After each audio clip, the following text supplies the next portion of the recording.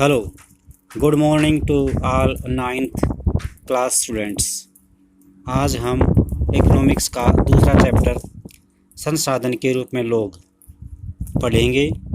इसमें मानव का महत्व बताया गया है, मनुष्य का क्या इम्पोर्टेंस है, तो इसमें इसको देखते हैं। तो एक नज़र दिखा रखी है, एक मुख्य नज़र में क्या बताया गया है, ध्यान से देखें।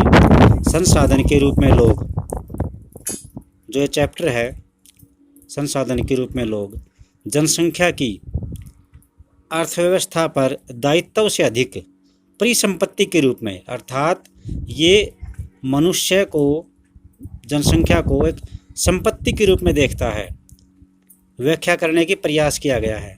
यहाँ से इसका आंसर शुरू होता है। फर्स्ट क्वेश्चन है उसका आंसर, जब कोई भी देश शिक्षा, प्रशिक्षण, चिकित्सा सेवाओं में निवेश करता है तो वही जनसंख्या मानव पूंजी में बदल दी जाती है। वास्तव में मानव पूंजी कौशल और उसमें निहित उत्पादन के ज्ञान का स्टॉक, अर्थात मानव पूंजी में जब हम शिक्षा पर, प्रशिक्षण पर और मेडिकल सुविधाओं में निवेश करते हैं तो वही मानव एक उत्पादक के रूप में नया हमारे लिए संपत्ति बनकर आता है।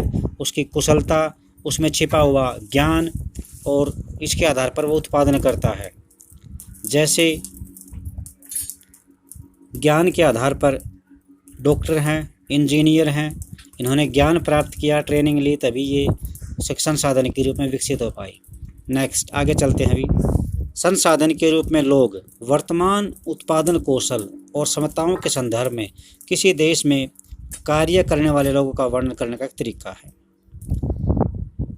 उत्पादक पहलू की दृष्टि से जनसंख्या पर विचार करना सकल राष्ट्रीय उत्पाद के सर्जन में उनके योगदान की क्षमता पर बल देता है। सर्जन का मतलब यहाँ पर निर्माण करना, अर्थात मनुष्य जो है सकल राष्ट्रीय उत्पाद में किस प्रकार अपना योगदान दे सकता है, उसकी क्या क्षमता है, इसमें बताया गया है।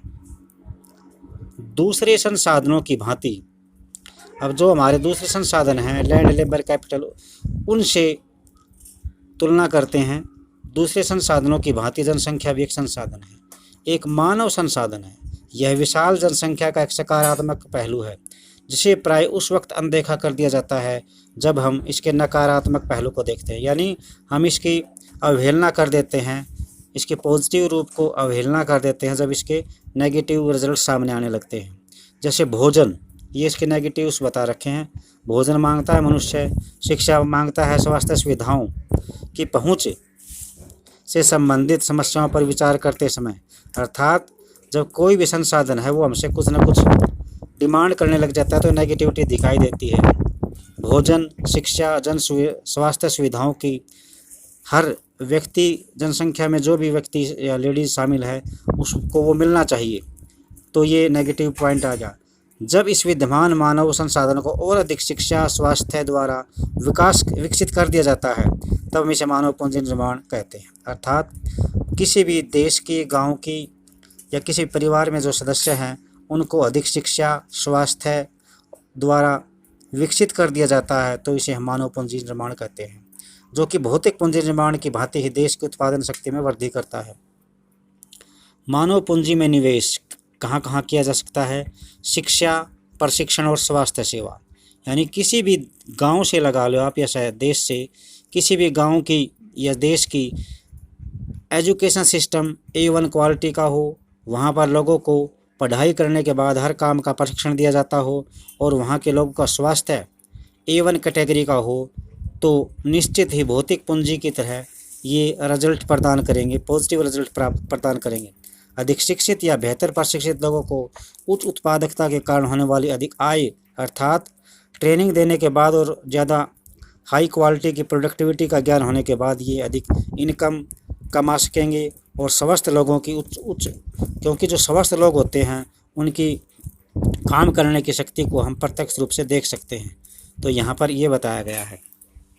अब भारत की जो एक हरित क्रांति है, इसमें नाटकीय उदाहरण का मतलब है एकदम से होने वाली वृद्धि, अचानक से होने वाली, कि किस प्रकार एक बेहतर उत्पादन प्रौद्योगिकी के रूप में अधिक ज्ञान रूपी आगत दुर्लभ, यानी जो हमारे लिए इनपुट थे वो दुर्लभ थे, और भूमि संसाधन की अर्थात भूमि संसाधन हमारे लिए दुर्लभ साधन था और उसकी उत्पादकता में अचानक से वृद्धि ला दी। किसके द्वारा? हरित क्रांति के द्वारा। भारत में सूचना प्रौद्योगिकी में क्रांति का भी एक ऐसा ही उदाहरण है। भौतिक मशीनरी और प्लांट की अपेक्षा मानव पूंजी के महत्व को किस प्रकार उच्च स्थान प्रदान किया गया है, ये यहाँ पर थोड़ा सा दिखाया गया है। मानव संसाधन क्या है? क्या यह भूमि अथवा श्रम के समान है? ये लड़की पूछती है, फिर लड़का कहता है यस, यह उससे भी अधिक है। मानव पूंजी क्या है? यह क्या है रुपया पैसा डॉलर के समान है? फिर ये कहता है नहीं, ये उससे भी कुछ ना कुछ ज़्यादा है। अर्थ यानी कहने का मतलब ये है कि यहाँ पर जो भी उत्पादन के साधन हैं, ये तीनों लैंड लेबर कैपिटल, ये सारे बेकार हो जाएंगे अगर मनुष्य रूपी संसाधन इनको यूज न करे, तो इनको संगठित न करे। देखो मानव पूंजी के उदाहरण दिखा रखे हैं। ये डॉक्टर है, ये टीचर है, ये यहाँ पर इंजीनियर है, फैक्ट्री में काम कर रहा है, और ये टेलर है। ये सारे मानव पूंजी हैं। ये अपने अपने ट्रेनिंग और ज्ञान के द्वारा ये अपने आय में बढ़ोतरी कर रहे हैं, देश में राष्ट्रीय आय में बढ़ोतरी कर रहे हैं। अब आगे देखेंगे। उच्च आय से यानी किसी की व्यक्ति की इनकम बढ़ जाती है तो क्या क्या फ़ायदा होता है? देखो भैया, उच्च आय से न केवल अधिक शिक्षित और अधिक स्वस्थ लोगों को लाभ होता है, यानी वहाँ पर शिक्षित बच्चे होंगे और लोगों का स्वास्थ्य ठीक होगा अधिक इनकम होने से, बल्कि समाज को भी अप्रत्यक्ष तरीकों से लाभ होता है, यानी जो हम तरीके देख नहीं पाते उनके द्वारा भी लाभ मिलता है लोगों को, क्योंकि अधिक शिक्षित और अधिक स्वस्थ जनसंख्या का लाभ उन लोगों तक पहुंचता है जो स्वयं प्रत्यक्ष रूप से उनसे शिक्षित नहीं हैं, यानी उन लोगों तक भी उनका ये जो फायदा पहुंचता है जो जितने पढ़े लिखे नहीं हैं या उतनी स्वास्थ्य सेवाएं उन्हें प्रदान नहीं की गई हैं। वास्तव में मानव पूंजी एक तरह से अन्य संसाधन जैसे भूमि और भौतिक पूंजी से श्रेष्ठ है। ये सेकंड क्वेश्चन है भी, मानव पूंजी दोनों जो और संसाधन है उनसे श्रेष्ठ कैसे है? क्योंकि मानव संसाधन भूमि और पूंजी का उपयोग कर सकता है, क्योंकि पूंजी चाहे कितने भी हो उसका सदुपयोग केवल मनुष्य ही कर सकता है और कोई दूसरा तत्व है ही नहीं। इसी तरह भूमि किसी के पास कितने भी हो उसका सदुपयोग मनुष्य ही कर सकता है, भूमि और पूंजी अपने आप उपयोगी नहीं हो सकते। तो ये आंसर था भी जो क्वेश्चन दे रखा है एनसीईआरटी का। अनेक दशकों से भारत में विशाल जनसंख्या को एक परिसंपत्ति की अपेक्षा दायित्व माना जाता है,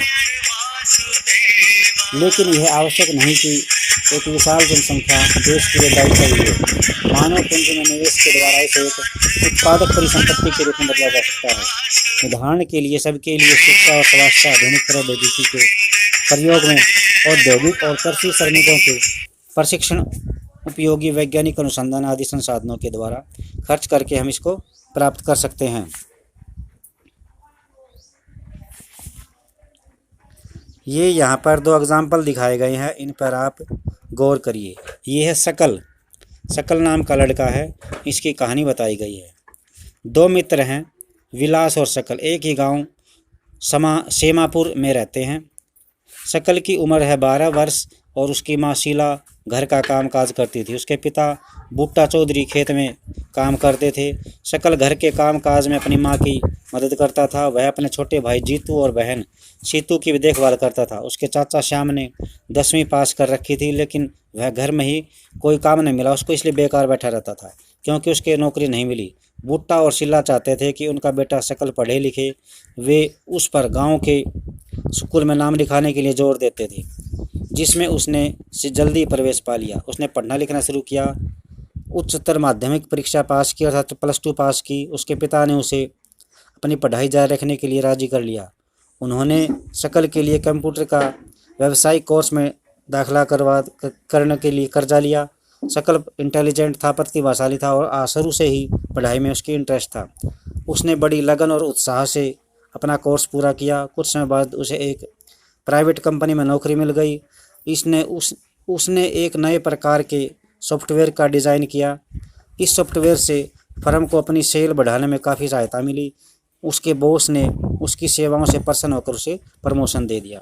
तो ये देखो, इसके माँ बाप दोनों अनपढ़ थे, चाचा था वो भी अनपढ़ था और उसके पिताजी ने इसको 10वीं करवाई, फिर +2 करवाया, फिर इसके कंप्यूटर का 1 साल का या 2 साल का जो भी था डिप्लोमा दे दिया, और फिर कंप्यूटर के बल पर इसको कंपनी में नौकरी मिल गई और वहाँ से ये फिर आगे चला गया और उसके विकास के रास्ते खुल गए। अब है विलास की कहानी। विलास 11 साल का लड़का था और वो शकल की तरह गांव में रहता था। विलास के पिता कौन थे? एक मछुआरा था जो कि मछली पकड़ कर अपना गुजारा करता था। विलास जब केवल 2 साल का था तो उसके पिता की मृत्यु हो गई थी। उसकी माँ गीता ने मछलियाँ बेचकर अपने परिवार को पाला पोसा। वह जमींदार के तालाब से मछलियाँ खरीदता था और निकट की मंडी में बेचती थी। वहाँ मछलियाँ बेचकर एक दिन में 20 से 30 रुपये कमा पाती थी। विलास गठिया का रोगी भी था। उसकी माँ के पास इतने पैसे नहीं थे कि वो उसके डॉक्टर को दिखा पाए। वह स्कूल भी नहीं जा सका, इसी कारण से उसका इंटरेस्ट भी नहीं था पढ़ने में। वह खाना पकाने में अपनी माँ की मदद करता था, अपने छोटे भाई बहन को देखभाल करता था। कुछ समय बाद उसकी माँ बीमार पड़ गई और उसकी देखभाल करने वाला कोई नहीं था। परिवार ने उसकी सहायता करने वाला भी कोई नहीं था। विलास भी उसी गांव में मछलियां बेचने के लिए मजबूर हुआ। अपनी माँ की तरह वह भी कम ही कमा पाता था। तो ये यहाँ पर दिखाया गया है। इन दोनों व्यक्तियों के अध्ययनों में, यानी इन दोनों व्यक्तियों का कहानी पढ़कर हमें ये पता चलता है कि शकल स्कूल जाता था जबकि विलास स्कूल नहीं गया। शकल शारीरिक रूप से हष्टपुष्ट और स्वस्थ था, उसे बार बार डॉक्टर के पास जाने की जरूरत नहीं होती थी। विलास गठिया का रोगी था, वहाँ उसे डॉक्टर के पास जाने के उसके पास साधन भी नहीं थे। शकल ने कंप्यूटर में डिग्री प्राप्त की। शकल को एक प्राइवेट फर्म में नौकरी मिल गई। विलास वही काम करता था जो उसके माँ बाप करते थे। अपनी माँ की तरह ही परिवार का पालने के लिए उसे उनकी आय बहुत कम थी। शकल के मामले में कई वर्षों की शिक्षा ने उसके श्रम की गुणवत्ता बढ़ाई। यानी शकल पढ़ा लिखा था, उसने +2 पास कर रखी थी, इसलिए उसकी नॉलेज उसके काम आई। इससे उसकी उत्पादकता में वृद्धि हुई। कुल उत्पादकता देश की संवृद्धि अर्थात वृद्धि में योगदान देती है। इसके बदले में व्यक्ति को वेतन के रूप में या उसकी पसंद के रूप में किसी दूसरे काम का प्रतिफल मिलता है। अर्थात जो व्यक्ति पढ़ा लिखा होता है, किसी जगह पर उसको काम मिल जाता है तो काम करने के बदले में उसे या वेतन मिलता है या फिर उसकी पसंद का कोई दूसरा प्रतिफल यानी रिजल्ट मिल जाता है। विलास को उसके जीवन के आरंभिक भाग में कोई शिक्षा अव्यवस्था यानी शुरुआत में गरीबी होने के कारण और कम पढ़े लिखे होने के कारण उसके माँ बाप भी नहीं पढ़ा सके और उनको इतना सोर्स भी नहीं थे कि वो उसकी शिक्षा पूरी कर पाए अपनी। और लास्ट बात ये थी कि वो बीमार भी रहता था। बीमारी ठीक करवाने के लिए पैसे नहीं थे। उसे अपनी माँ की भांति ही मछलियाँ बेचकर अपना गुजारा करना पड़ा। इसलिए अपनी माँ की ही तरह अकुशल श्रमिक यानी अनट्रेंड वर्कर का वेतन पाता था, जो कि बहुत कम था। मानव संसाधन में शिक्षा और चिकित्सा सेवा के द्वारा निवेश से भविष्य में उच्च प्रतिफल प्राप्त हो जाते हैं। लोगों में यह निवेश भूमि और पूंजी निवेश की ही तरह है। व्यक्ति शेयर, बॉन्ड्स आदि में निवेश करके अपने इनकम को बढ़ाना चाहता है। वो यहाँ पर निवेश इसीलिए करता है ताकि उसकी इनकम जो रिजल्ट है वो ज़्यादा बढ़ के आए।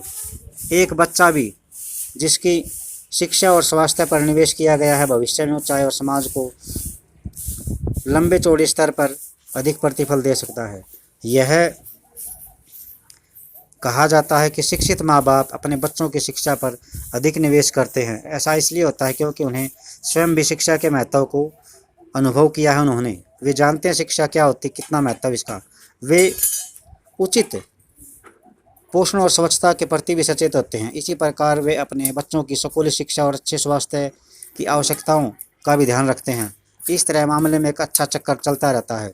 इसके विपरीत स्वयं भी अशिक्षित और अस्वच्छता तथा सुविधा वंचित यानी कोई सुविधा न मिले जिसको रहने वाला एक माँ बाप दुष्चक्कर में फंस जाता है, दुष्चक्कर का निर्माण कर लेता है और अपने बच्चों को अपनी तरह ही सुविधाओं से वंचित स्थिति में रखते हैं। जापान जैसे देशों में मानव संसाधन पर निवेश किया गया है। उनके पास कोई प्राकृतिक संसाधन नहीं था। वह विकसित धनी देश है। अपने देश के लिए आवश्यक प्राकृतिक संसाधनों का आयात करते हैं। वे कैसे धनी विकसित बने? उन्होंने लोगों में विशेष रूप से शिक्षा और स्वास्थ्य के क्षेत्र में निवेश किया। उन लोगों ने भूमि और पूंजी जैसे अन्य संसाधनों का कुशल उपयोग किया है। इन लोगों ने जो कुशलता और प्रौद्योगिकी विकसित की है, उसी की दिशा से ये धनी देश विकसित बने। तो ये आज यहाँ तक ही पढ़ेंगे। और इसमें जापान का इसलिए दिया गया है क्योंकि 1945 में आपको पता होगा, जब हिटलर की मृत्यु हो गई थी तो द्वितीय विश्व युद्ध था और लगभग समाप्त हो चुका था, लेकिन जापान युद्ध में शामिल था।